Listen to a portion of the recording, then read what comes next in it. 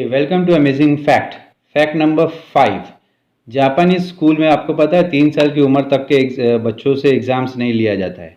Japan का जो education system है वो फ्रांस से इन्फ्लुएंस है, वैसे हमारा कंट्री इंडिया का एजुकेशन सिस्टम ब्रिटिश से इन्फ्लुएंस है। जैसे यहाँ हमारे कंट्री में कई बोर्ड्स होते हैं, जैसे कि सीबीएसई बोर्ड, आईसीएसई बोर्ड, और हर एक स्टेट का अलग अलग बोर्ड है। जैसे हमारा महाराष्ट्र का महाराष्ट्र बोर्ड है, यूपी का यूपी बोर्ड है, हरियाणा का हरियाणा बोर्ड है। वैसा ही वहाँ ऐसा कुछ बोर्ड नहीं है, वहाँ सिर्फ एक ही बोर्ड है जो कि MEXT कहलाता है, ministry of education, culture, sports, science and technology. और अगर फार्मूला की बात करें, उनका एजुकेशन सिस्टम का फार्मूला है 6334, और अपने कंट्री का जो एजुकेशन सिस्टम का फार्मूला है इंडिया का 4623। एजुकेशन सिस्टम का ऐसा सिस्टम है, वहाँ 6 साल तक जो बच्चा है एलिमेंट्री स्कूल में पढ़ेगा, उसके बाद 3 साल वो जूनियर हाई स्कूल में पढ़ेगा, उसके बाद 3 साल वो हाई स्कूल में पढ़ेगा, और उसके बाद 4 साल वो यूनिवर्सिटी में पढ़ेगा।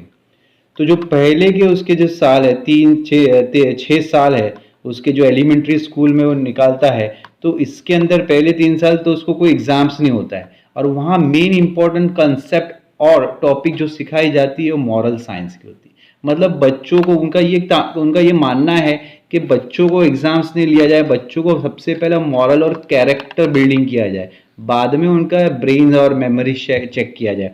तो वहाँ देखो ज़्यादातर importance moral and character building के ऊपर दिया जाता है स्कूलों में।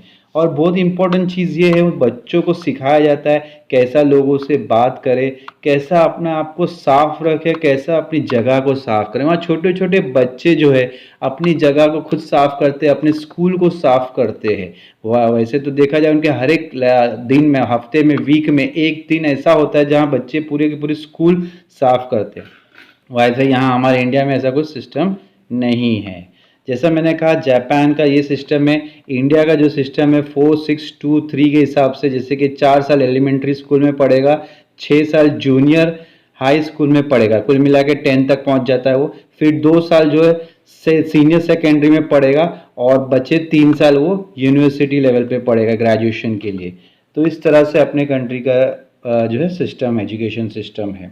अगर देखा जाए लिटरेसी रेट के बारे में, जापान बहुत आगे है हमारी कंट्री से। इंडिया में हमारा लिटरेसी रेट फिलहाल 75% है, जहाँ की जापान में 99% है। और जहाँ सवाल अटेंडेंस की बात करें तो स्टूडेंट्स अटेंडेंस हमारे कंट्री में 55% है, जबकि जापान में कंट्री में स्टूडेंट का अटेंडेंस जो है 99% है। क्यों नहीं होगा 99% लिटरेसी रेट जब अटेंडेंस ही इतना ज़्यादा है। दे आर हाईलाइटिंग, वो जो है जापानीज जो है एजुकेशन को इसलिए बहुत हाईलाइट करते हैं। और जहाँ तक हम बात कर रहे हैं स्कूल्स की, और स्कूल का जो है टोटल स्ट्रेंथ, जैसे कि अपने कंट्री में जो है total school 16 lakh around schools है, 800 यूनिवर्सिटीज़ है, और तकरीबन 40,000 कॉलेजेस है। वहाँ कंपेयर करें जापान में 11,000 स्कूल्स है और तकरीबन 800 यूनिवर्सिटीज़ है।